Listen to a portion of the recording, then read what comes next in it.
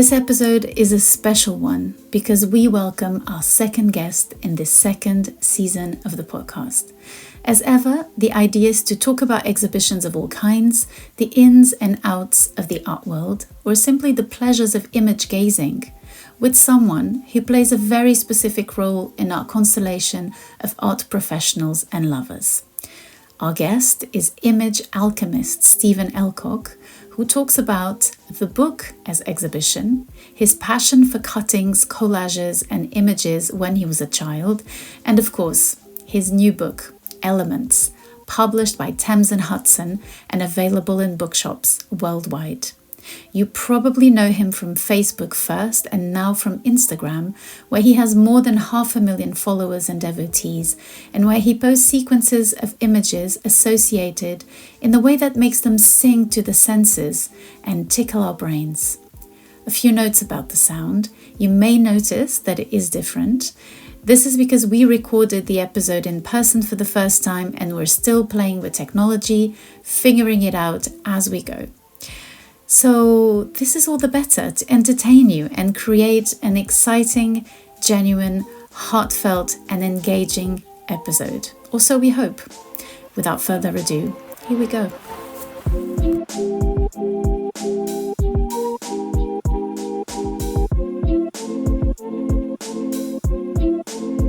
Hello and welcome to another special episode of Exhibitionistas, the podcast where we visit exhibitions so that you have to, or so that you experience them vicariously through us. This time, we have our second guest on the podcast, the one and only Stephen Ellcock. Yes, that's Stephen Ellcock, the one with the books.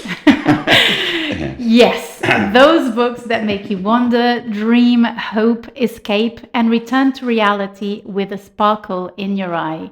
We invited Stephen because he has a new book dedicated to the elements, a framing that seems quite scientific, although, as one might expect, alchemy, mystery and myth will take over, along with the impulse to better understand the universe. For us, it's a way to dedicate an episode to another kind of exhibition that can be more accessible to our listeners outside of London and the UK. But most of all, it is the pleasure of talking to Stephen and to bring some of his insights to you. So Stephen, thank you so much for being here. Well, thank you for inviting me. It's a real pleasure to be here. Thank you for that generous introduction, those kind words. Thank you. My pleasure. My pleasure. So I'll just briefly introduce you, if that's okay, to those listeners who may be living under a rock and not know you. So, Stephen, you were a touring musician in the 80s and early 90s, but experienced the disillusion with the music industry, right? If my memory serves. That just about sums it up. Yes, that does. Yes, that's a good summary. Okay, let's not linger there. Not linger, let's not to dwell too long on that. So you started another career until you had a terrible breakdown that took you down a very dark path. Yes. Which culminated into a life-threatening disease, in fact, an undiagnosed pneumonia, which led you to being housebound, bedridden, and quite unwell. And quite unwell for some time, yes, I did. It was a culmination of some rather irresponsible, several years irresponsible behaviour and some cumulative effect of sort of self-destructive impulses aligned with addictions and things. So, and inevitably I crashed and burned after a few years. A sort of very irresponsible and self-destructive path. Yeah, which, happens to so many of us. Yeah. It's such a human thing to go through. And it is also really human to have a sister who actually, as you were in your home bedridden, so luckily Stephen's sister, luckily for you, but also for us, she actually convinced you to open a Facebook account. My sister, in alliance with some friends of hers and a couple of other people, they realised I was fairly isolated at the time, and I didn't really have much access to the outer world. And this was in the infancy of Facebook when it still was quite genuinely groundbreaking and almost utopian. And I resisted for ages. I was saying, well, you should join. There are people on there and it's amazing potential and blah blah blah. And I didn't own a computer or like a desktop or even a laptop. I had a very, very antiquated second-hand, I believe, mobile phone, which was like a kind of prototype BlackBerry thing that just didn't really work. And I remember, it didn't really work. So I had very little internet access at home. And I remember that very phone. I remember taking it. I was living in Peckham at the time, and when it ceased to work, I remember taking it to a couple of phone shops on Peckham High Street. Those sort of people. And the look of horror in both places, like, what the hell is this? It's like some ancient artifact. And then when I was actually able to, I did join. I signed up to Facebook, and I became quite obsessed with it. And when I was able to sort of, be well enough to leave the house and things, of my flat and things, I spent an inordinate amount of time in internet, and spent a lot of money in the internet cafes of Peckham. I used to communicate with people in internet cafes. Really? Yeah. I did have a job at the time, but I was off work for several months because I was so ill. Yeah. And so I didn't really, so in that period where I could sort of nip down the road and nip in an internet cafe, I was basically building up my Facebook account. And then that continued when I returned to work. I spent most of my time in the job I had at that point in publishing. I wasn't sort of office based, but I did have a sort of office desk. And I did spend far too much time. Well, actually, no, it was beneficial for me, but I spent as a company time. They basically paid for me to set up a Facebook account. Listen, thank you. No, please don't mention. Ex-employer, who we won't name, of Stephen. No, don't name, but they'll know who they are. But they did get their revenge in the end because they made me redundant.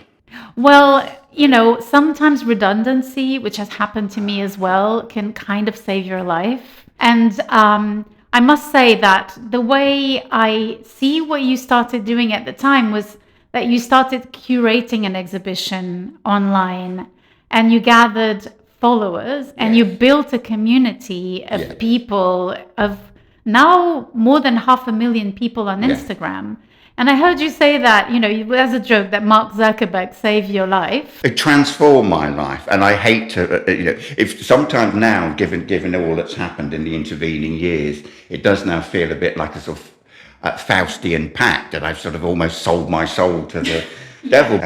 It's an incontrovertible fact that I do that what I do now, I would not be doing this now, I don't think, without it being based in social media. Of course. But I would also say that, images seem to have saved your life, or more specifically, the flow of visual philosophy and the connection with living and long gone artists and creatives. I think that's really kind of the thing that really connects us to you, and lots of people that have claimed to have been healed by your images and the flow of images and the very careful curation, which takes us to this book. So you've just published a book called Elements. Subtitle Chaos, Order, and the 5 Elemental Forces, published by Thames and Hudson, and it's in bookshops now, I think. There are several editions. It's just been published a couple of weeks ago. This is the beginning of December, so it's published a couple of weeks ago in the US edition, and there are French, German, Italian editions, and theoretically it should be available worldwide. That's amazing, because we have listeners all over the world. So go ahead, go to your bookshops and have a look at this book and buy it if you can, because it is quite, it doesn't differ too much from, the Cosmic Dance, or did you have a new approach to this one? Well, this is actually, Elements is actually the culmination of what was initially designed as a trilogy. So it is the culminating, but it's kind of a full stop. It's like an end of a phase. So when I initially was talking to Thames and Hudson, we thought I wanted to create a series of books that created a kind of visual map of both the human imagination and the universe, which is the most ludicrously ambitious aim. Elements follows on from the previous two volumes. The first volume was Cosmic Dance, was released a couple of years ago, and then followed by Underworlds, which was published last year. And it is deliberately designed as a map of the universe. That was kind of the culmination of everything. That felt like the natural endpoint, the natural culmination of everything I've been doing on Facebook and Instagram. It was based on all things cosmological, and it was designed as a. And I hate to use the word journey because people abuse that word. As possible, journey and curator are two of the most abused, poorly I am used a curator. words. How do you mean? No, but I know people describing themselves as curators. We'll talk about that. We'll talk about that. Yes. Obviously, genuine curators and real curators. But Cosmic Dance was designed as a journey from from the micro to the macro, right? Yes, so from the smallest units, yes. infinitesimally small, to the incomprehensibly vast. Yes. Underworlds was then it was everything that was underneath, that underpinned everything that was subterranean, everything that was subconscious, whether it be physical or geological underworlds, or whether it be psychological or fantastic underworlds. And then there was we deliberated and discussed what form the final volume would be, but it quickly came to a consensus, myself and editors, that Elements seemed like a really elegant way of rounding things off, because the elements are basically the stuff that holds everything together. So they are the glue of, if you like, of the thing, the glue of the cosmos. And also the elements are essentially a way of explaining the chaos of existence. So it felt like a way of stitching everything together and really finding a way out of chaos. I would love to read the final 2 paragraphs of the preface. Of course, yes. Because you frame it in a way that is most encouraging and at the same time realistic and contemporary. So yes. You write, and sorry to throw your own words at you, but it's such a beautiful preface. So, quote, "The perpetually traumatized planet on which we are currently marooned is a world that is seriously out of balance, a world in the grip of an apparent death wish, trapped in a feedback loop of doom, the ultimate lost cause. Every day we witness multiple unfolding catastrophes, a slow motion apocalypse, watching in mute horror or blank indifference as everything degenerates. Most of us feel disorientated, disenchanted, alienated from the rhythms of the dying world around us, our connection with every living thing brutally severed." Unquote. So this paragraph is incredible because I somehow connected your personal breakdown with your very, very high sensitivity to the idea of the breakdown of the universe. And I thought it was so beautiful to see that here. And did you feel that when you choose your images? Is it a subjective perspective? How do you go about doing that? It's intuitive. It's difficult for me to articulate exactly why certain images appeal to me. It's a subliminal level, but it's also a visceral level. There is something that will suddenly appeal to me. So it's not something that I can easily explain verbally. That I just know that if I come across images, I just know that they're right. Whether it be for a book or whether it be for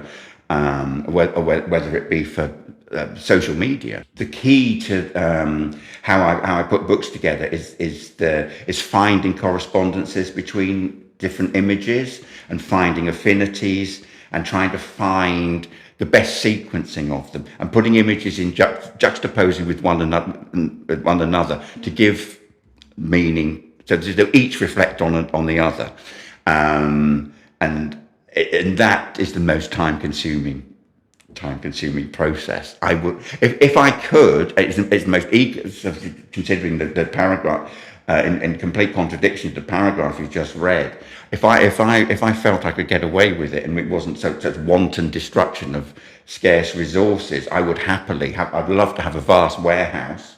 And print out every single image I'm considering for a book, and just make a great and spend ages shifting them around, because I don't have much sophisticated programs or anything at home, so it was all in my head, the kind of working out sequences. And in Paris, at the Palais de Tokyo, this academic art historian called Georges Didier Huberman, he curated an exhibition at the Palais de Tokyo where you had images projected on the floor of the museum, and you entered this very dark room, and you could see lots of images. And when you say that, I imagine you printing them and putting them on the floor and just walking around like Citizen Kane, in the film, and just kind of looking at your images, shifting them around. That's the quickest route to another breakdown, I think, doing that.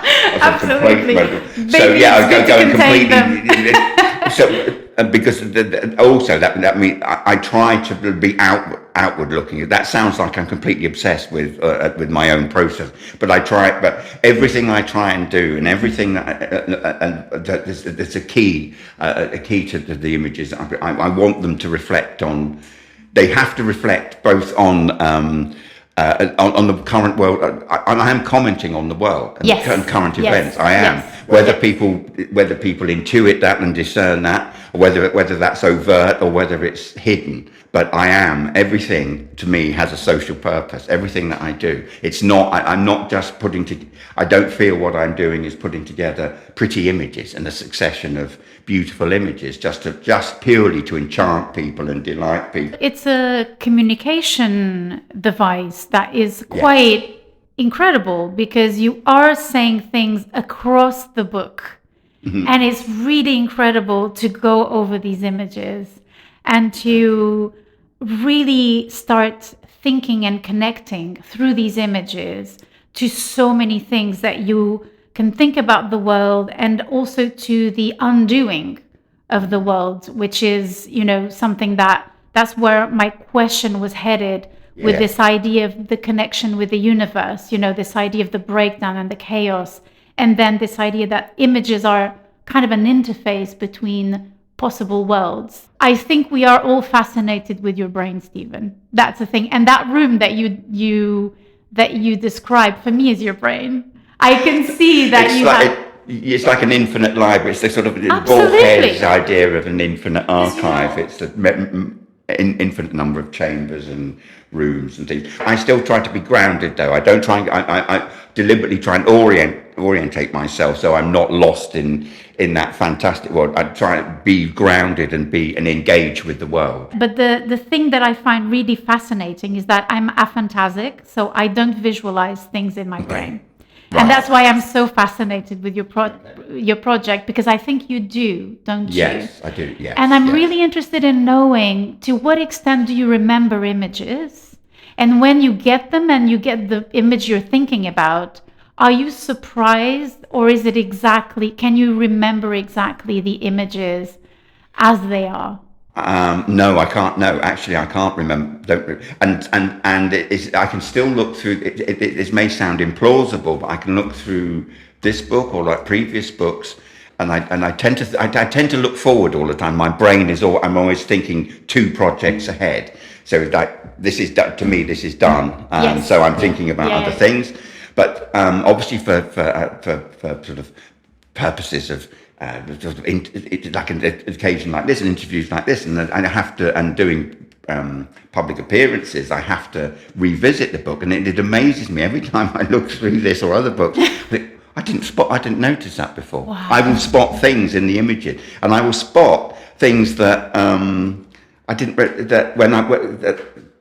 actually I'd spot details and think, well, that's why I decided to put that image next to that one. So, and it'll be like in retrospect. There will be, sometimes it will just be a shape or a pattern or some little incident or some little minor detail. I think, actually That's why there's a huge amount of thought put into it. But then I like to think that people can get.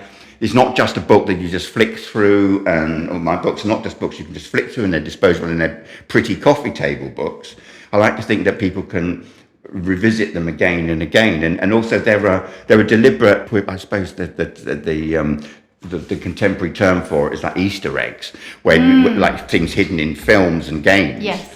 Where there are things, there are images throughout the book. There were that refer to the images earlier in the book or later in the book. So there are things that are there are multiple pathways through the book. So to emphasize the importance that you attribute to the connection with the world, do you mind if I read the last paragraph? No, please, yeah. Okay, so it's just to give our listeners like a real idea of this book and the intent behind it. So after having written about this idea of a traumatized planet, the final paragraph says, quote, "Only by recognizing that we are subject to the same elemental forces that control all creation, and by learning to live in harmony with these forces, can we re-establish our relationship with the natural world, recover balance and equilibrium, and avert looming disaster. Our future welfare, and probably our very survival, depends upon our next move. Let's remember our place in the universe and try not to fall flat on our faces." And I love this kind of like harshness at the end, where you're like, let's get real. Actually, I'm going to be completely honest here now, and I probably should. That is actually that's not the final sentence. Was more extreme than that, but it was considered to be too extreme. My original paragraph, so I did rewrite it. They're very good. They don't tend to interfere at all, very much at all. But in this instance, I think they felt that was maybe a bit too prescriptive and a bit too harsh. And it is redacted and slightly bowdlerized, so the language was slightly more explicit. I sort of sensed it. So this is really to say how important it is for you to really communicate the power of images in that sense, and that you really feel it in a situation where you go back thousands and thousands of years. These images are across times. You have the past speaking with the present, speaking with different times in the history of humanity. And it's really beautiful to see that you make it kind of tunnel towards something that is so contemporary, and that it has been a question for so long, but has become so prevalent now. But now I have another question that has nothing to do with this. I would love to know more about you, and I'd love to know more about you as a child. Were you interested in art? Were you a bookish person? How did you visit exhibitions? How did you? What was your relationship to art and visual art? I guess that I've always been.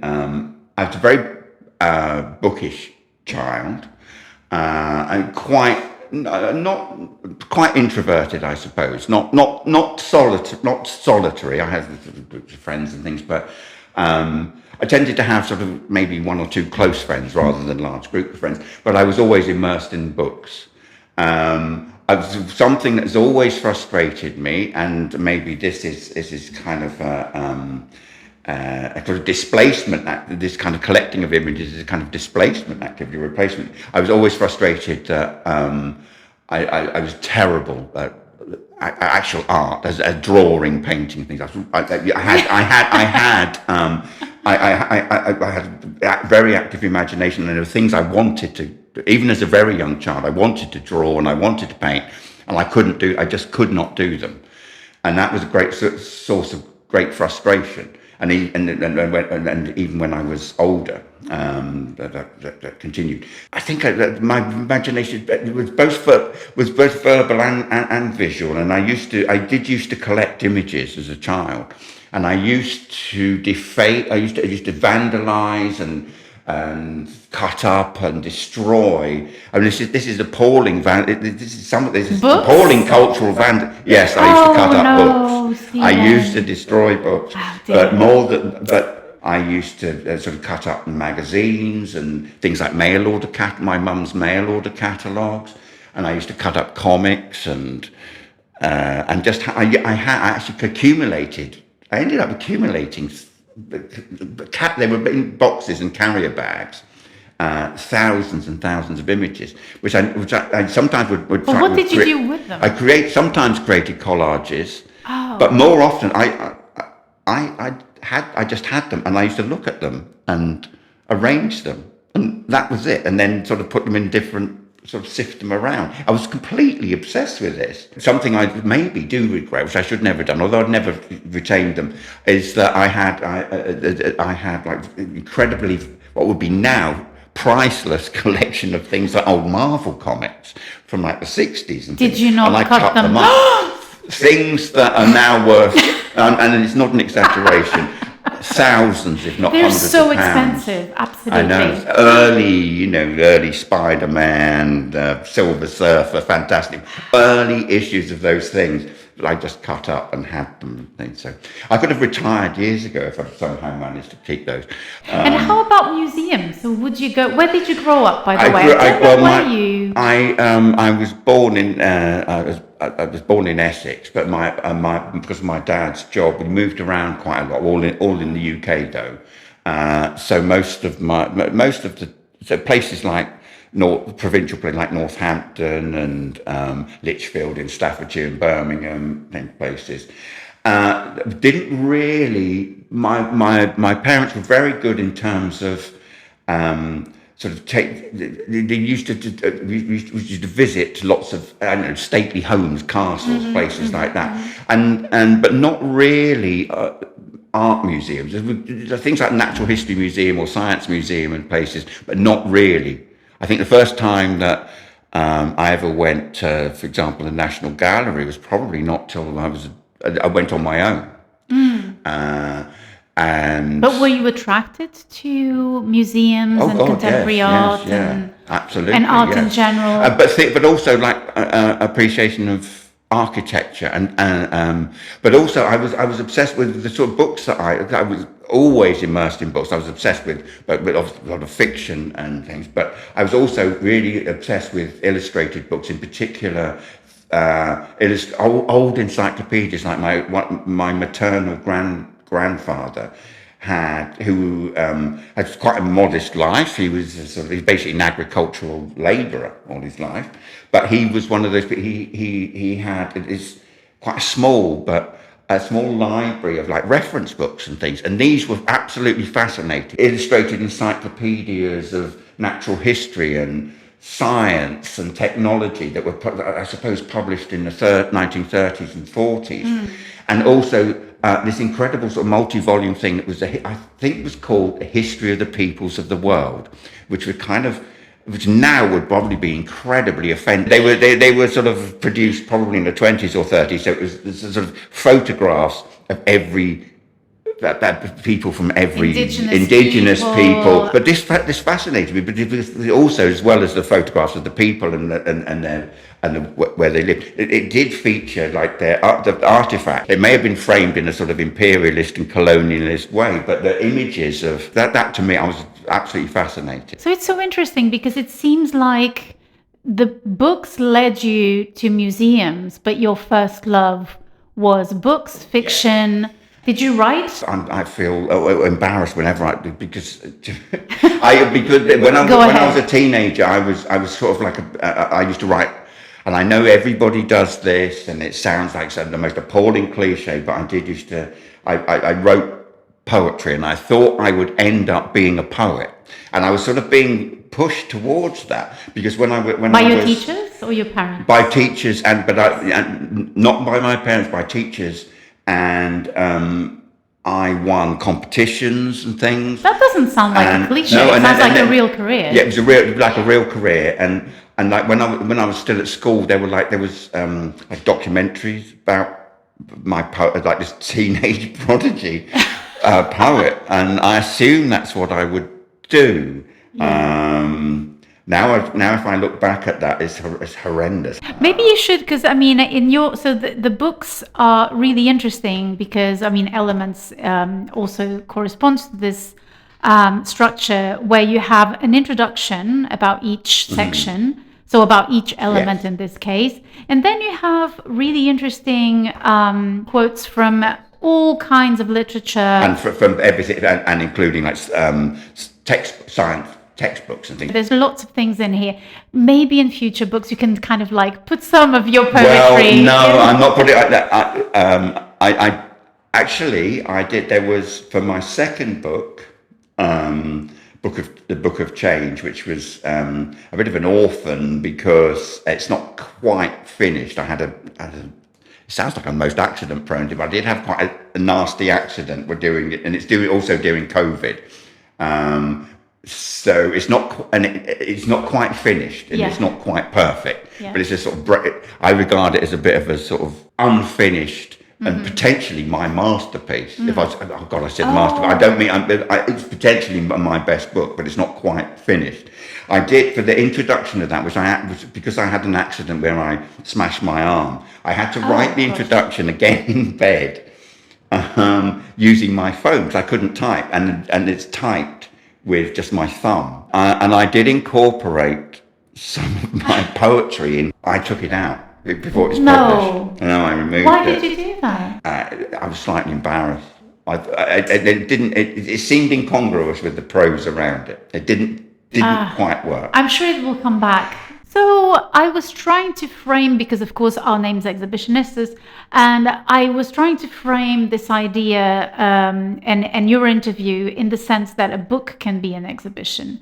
So I wonder if that's something that has been brought up to you, that if you think like that, or if there's a very, very crucial difference that kind of maybe undermines that idea. That it's an exhibition. Yes, I think it is. I think it is. That's how I try and frame it to myself, and how I try and envisage it when I'm putting it together. And I do, as I mentioned, like the thought of having all the images and putting them out on the floor. I also envisage them as at least certain sections of most books as if they were on gallery walls. Yeah, because when you describe that, for me, that's the way a curator thinks. You know, you think of the images together, you think of relationships between the images. And I was even trying to look at them and thinking, oh, there's a lot of approaches through color, for example. Yes. But then there's a lot of structural approaches. Yeah. The image is structured in the same way and conveys a similar kind of, not say message, but like a theme or approach. Yes. And then there's relationships between very different things, and you can see that the way they're articulated together is much deeper, and it's not only on the visual sense, or kind of takes the visual to another realm completely. And that's where, you know, it kind of takes off, and it's quite an incredible experience to leaf through the book, because the associations are not basic, you know, they're really incredible connections. So I was really kind of thinking about this idea of exhibition, but then there's something that, as a curator myself, is really funny, because when I read the captions of the images, there's the title, there's the date, and there's the author or the artist, but you don't have size or materials. That's not my decision. That is. I see. Yeah, that's the house style of Thames and Hudson. Because I must say that I have kind of a very similar experience to you when I was a kid, and being from Lisbon, from Portugal, obviously lots of those masterpieces that are in encyclopedias, they're in books. You don't have access to them. Yeah. And I remember the first time I saw a painting by Caspar David Friedrich. It's so small. And it changed the way I related to it, because I thought, it's a much more cerebral relationship to landscape than what I thought, because it's so small. And for me, the dimensions, and I keep thinking, oh my God, how big is this? What is it made of? And I'm really curious about that. And I'm interested to know that you're curious about that. I always, so on, as far as, so on social, if I post on Facebook or Instagram, I will always post You're that. very careful. I will always try and post the attributions and all the dimensions and media and things where it's available. Sometimes it's not always available, or I don't have time to spend hours and hours researching. But I know that's important. I know it's important both to the people that create it. It's respectful. It's out of respect to the artists, or illustrators, or photographers. But I think it's also important. I think people appreciate that, people who view it, and it's important to me. But it is, I think it's because a book of these kind of dimensions, that if you put too much on there, then it clutters the design, sort of clarity and cleanness of design. If I had my way, they would maybe be, if that was a concern, then I would have an addendum at the back with full credit. But that takes me to a deeper question, which is the status of images, which I find really interesting, because you and I have a very similar experience of connecting with art through books. Yes. And it's a very, I think, common experience to a lot of people. And suddenly these very material things become images and become something else. And I'm really interested in that, because in the curating world, it's kind of anathema. You kind of think, no, you have to respect the work and what you do here. For example, exhibition catalogs is really kind of shocking. Like, you have to really carefully think about the scale and about the materials. Yeah. But at the same time, once you've absorbed the work or you've seen the work published, it still exists for you in some way. And that's the thing that I find really interesting with your projects. Suddenly you're in another realm and you're in a different relationship with these images. Can you talk a little bit about that? I'm not sure. Yeah, it's, I don't know. I think that I try and respect all the images. I do. There are certain things where, and I try and I do try and put myself into the mind of the creator of these of all the images. But I do, and I'm not egotistical enough to think I give images new life. Although maybe in cases where they are drawn from maybe illustrations from old encyclopedias or textbooks or 19th century illustrations or children's book illustrations, I'm giving them new life, because they may be obscure or now or currently or people that have been forgotten or unknown, and I hope that gives them new life and putting them in juxtaposition with better known things.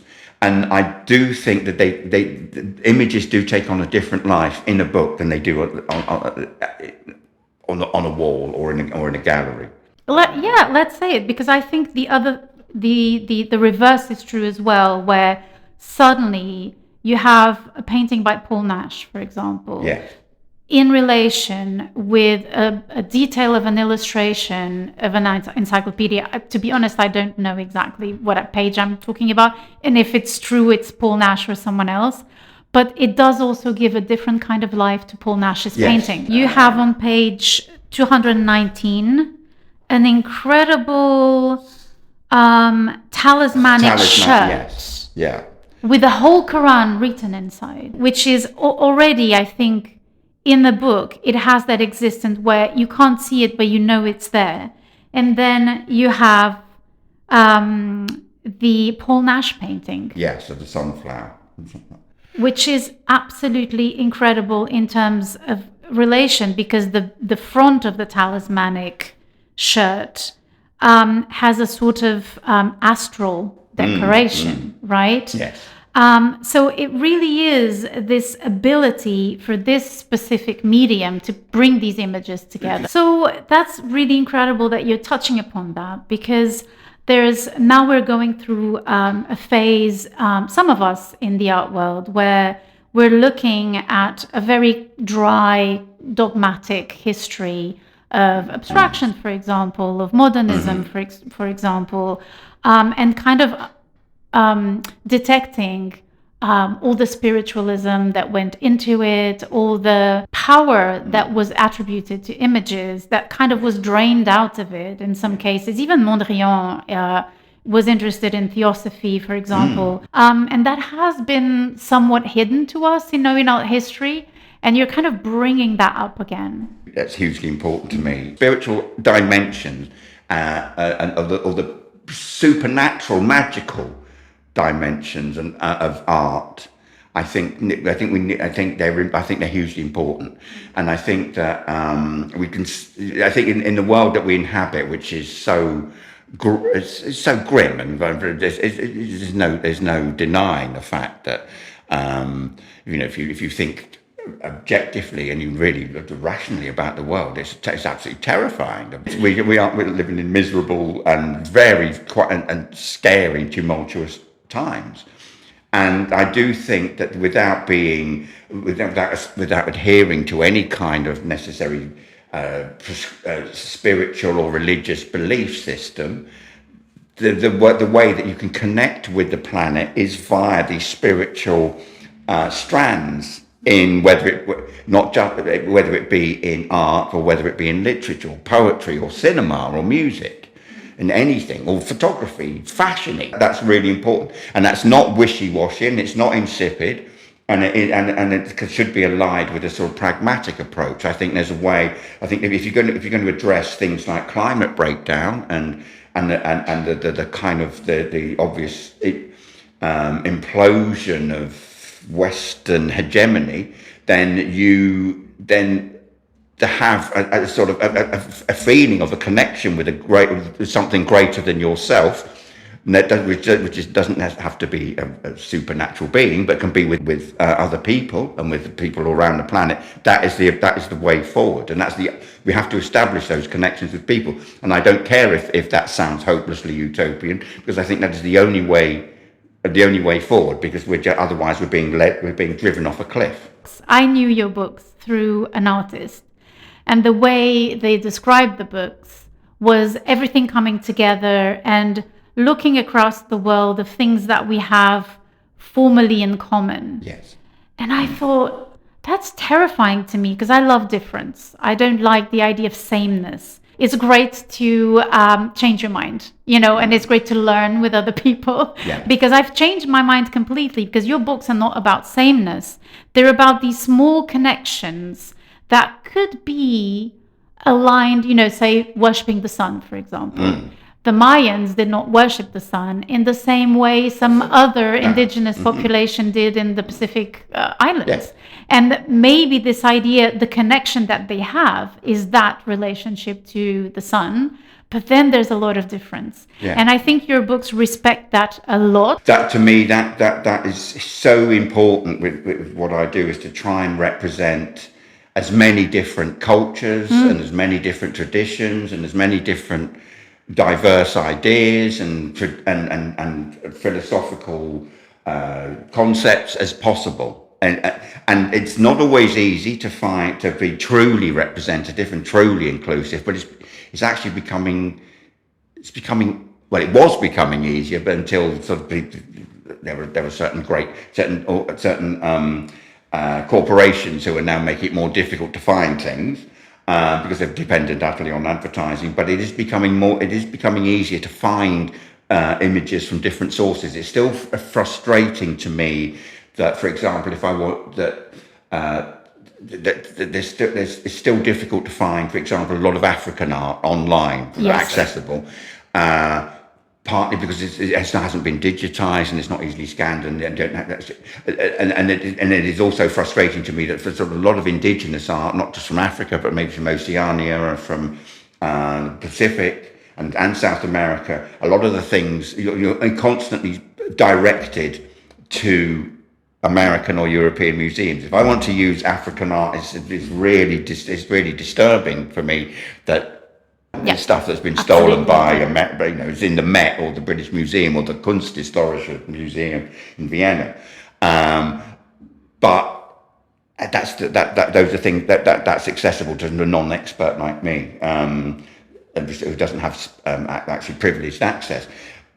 but nevertheless, I hope that the fact that people may spot that those things are in European or American museums, that makes people question what they're doing there. And obviously, there's obviously de-accessioning and the whole thing of decolonizing the collections of European and American institutions is hugely important, and restitution and giving due recognition to the people that created those things. But now, shifting perspectives, what is your element? My element? Because there's 5, right? There's water, fire, earth, air, and ether. I would, if I say ether, that's going to sound incredibly pretentious and self-regarding. I think. Why? Why? I don't know. Why? It makes it like I live on I'm not airy fairy and sort of above. That I consider myself unworldly. I am perhaps slightly unworldly, but I do also have a quite a down-to-earth nature and about an approach to certain things. But I do possibly, I think fire maybe as well, which may be slightly surprising. But I'm incredibly driven and passionate about things, so I'm obsessive about things. But ether as well, because I do think that because ether was the most the chapter on ether was possibly the most. It was the most challenging to compile, but also possibly the most interesting and satisfying because I could publish several volumes of images of water and fire, but ether represent how do you represent ether? Because ether is basically spirit. It's the stuff that holds everything together. It's thought forms. It's processes of. It's basically it's inexplicable. It's something deliberately mysterious. So I had to think in creative ways to try of finding images which to represent that, rather that weren't just sort of. Although the chapter does include a sort of Victorian ghost and the great artists who were channeled spirits like the Hilma af Klint or Georgiana Houghton and Emma Kuntz. So I wanted to include other things as well that to me represented. Listen, I'm so happy you say that, because that was going to be the focus of one of my questions, because I reread and leafed through again the chapter on ether, because I find it the most moving one. And I'm really interested in the fact that the first full-blown page image is Paul Klee's Dance of the Moth. And I was so surprised the first time I saw it. I thought, oh, why is this painting here? And then, as you said before, you go back and you think, okay. And I find it really moving, this chapter, because ether represents, at the end of the day, and as far as I've gone in the book, because as you say, this book will accompany you and all your other books through your life, for me, it represents the obsessive, almost hubris-like drive to know the universe and to look for answers and to look for a primordial thing that links everything together, like a sort of ectoplasm that comes from the ears of people. Because in the other elements, there's this really annoying thing of antiquity, which is always the hierarchy. Which one is the best one? Which one is the creative one? This is the way of bursting through that and transcending that. Yes. Transcending hierarchy and transcending transcending a fixed system. Yes, exactly. And it's absolutely difficult to tell what it is. And your attempt to illustrate it and give us several answers in correspondence to the introductory texts that kind of gives a sort of overview of the different approaches to this notion is really, really incredible. And it's so inspiring. It's really absolutely remarkable. Like, you have Paul Klee and Max Ernst, but then you have real images, scientific images. There are things like the Russian the incredible. bone music. It's an X-ray that has been transformed into a record, a vinyl. Well, not vinyl, because it's only on X-ray. And this was, I found out about these completely by accident. Somebody interviewed me, a guy called Stephen Coates, who does a program on Soho Radio. And he interviewed me about underworlds, and then we started talking about general things, and he mentioned these. And he has a whole website full of them. What these are these are artifacts from Stalinist Russia, and then sort of slightly later Khrushchev and Kosygin, when Western popular culture was prescribed and considered and was banned basically in the Soviet Union. And so there was a huge underground scene where people would smuggle records into Russia and throughout Eastern Europe post Second World War. In particular, there was a huge appetite for jazz, particularly sort of modernist bebop jazz post Second World War. And this was a mark of rebellion. So there would be this underground where people would smuggle records in, and they would be distributed widely, and people would have underground clubs and things like that. But this was highly dangerous, particularly in Stalin's era. Before the Second World War, records were smuggled in, particularly from Europe and the States. But after the Second World War, there was a terrible. This was complicated by the fact that there was a complete shortage. There was no acetate. So people could not. They worked out how to. So they would reverse engineer record. They had cutting plants, sort of underground cutting plants, where they would but basically bootleg, distribute them, put them in covers, and sell them, and distribute them throughout Soviet Union. After the war, there was they couldn't get hold of acetate, so there was nothing to make the records from until somebody worked out that X-rays are basically acetates. And they tested it and they tested using X-rays and cutting records on them, and it worked.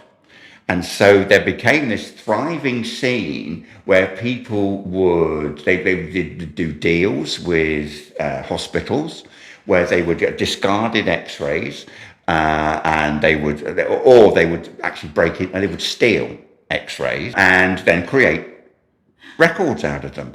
And this lasted until this is essentially from sort of immediate post Second World War till about 1965. So the image that's in the book is basically it's an X-ray of somebody's neck, and I think it's a broken neck. That has been transformed. This, I believe, is a Charlie Parker 78. The fidelity is not wonderful, but it's so sort of peters out, sort of about 1965. But there are things like the early Beatles albums and Bob Dylan and things that are pressed on X-ray. X-rays of people's sort of tumours or fractured legs, which are basically like A Hard Day's Night or With the Beatles or. It's just the most extraordinary, and the kind of the ingenuity and just to do this is just extraordinary. And some of them are just incredibly beautiful artifacts just to look at. It's so tragic at the same time because it's disease, it's ill bodies trying to bring music and joy to people and art in a very authoritarian context. Yes. It's so incredible. Do you find yourself more drawn to images when they have a history behind them, or do you drawn to specific kinds of images? Do you notice a pattern in your? No, I don't think. No, they don't necessarily have to have. They can just be a purely beautiful image and just pure abstract that maybe doesn't have that just appeals to me on a purely emotional or aesthetic level. So if I can plug your Instagram account, it's quite interesting because sometimes something happens, I go on Instagram and I see one of your images and I see tongue-in-cheek reaction to things that happen worldwide and an oblique relationship with the sort of commenting oblique. I do that. Most people probably don't get it, but and that's absolutely fine. I don't expect, but because it appeals to me, I do it for my own benefit primarily. But I hope that people see that I'm commenting on current events. Sometimes that gets me into a lot of trouble, but we won't. But it's I think it brings connectivity and a sort of solace because at the moment we have such a hard time talking about what's going on for fear of depressing the person in front of us, or Yeah. bringing even more sadness into people's lives. So sometimes we try not to bring too much these subjects that are really worrying us, and seeing images online that kind of hint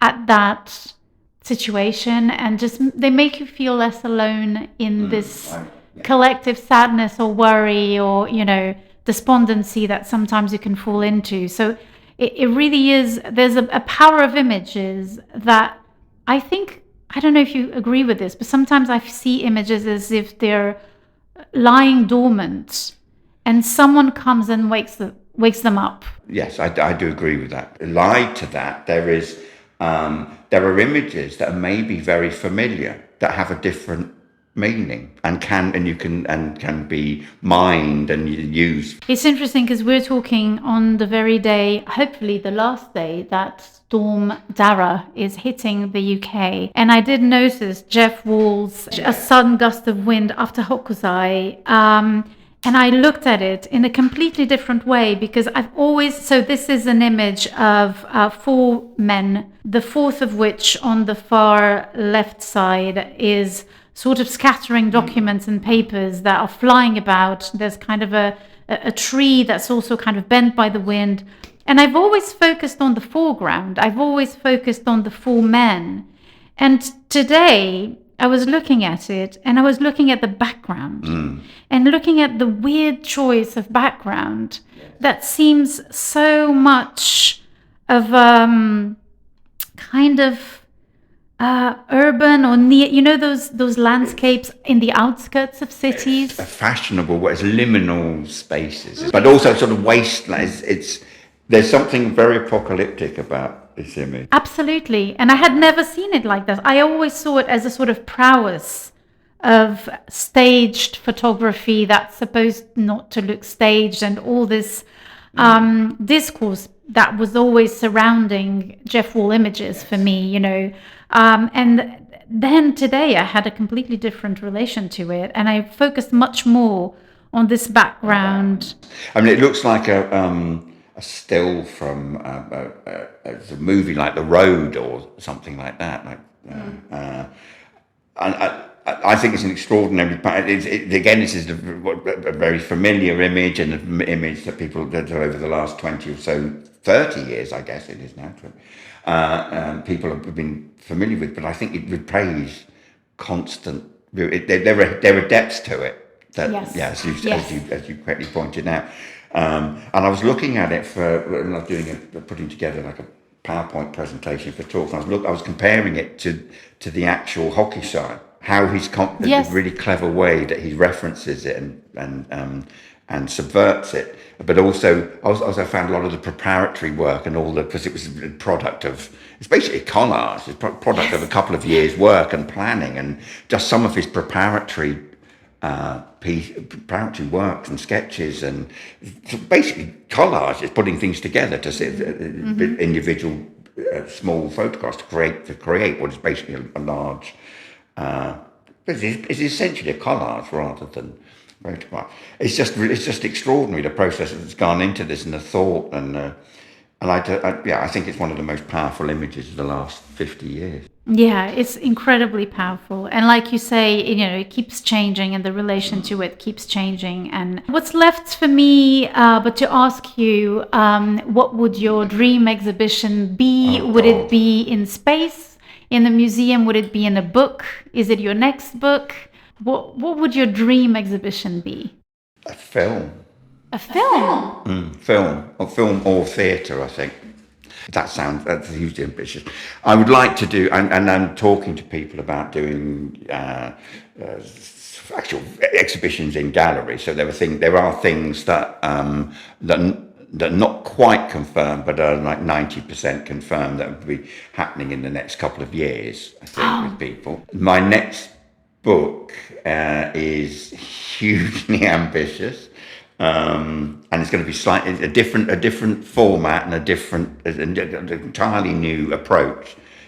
So my next book more explicitly addresses the current state of the planet in a more direct way, because the title is Arc.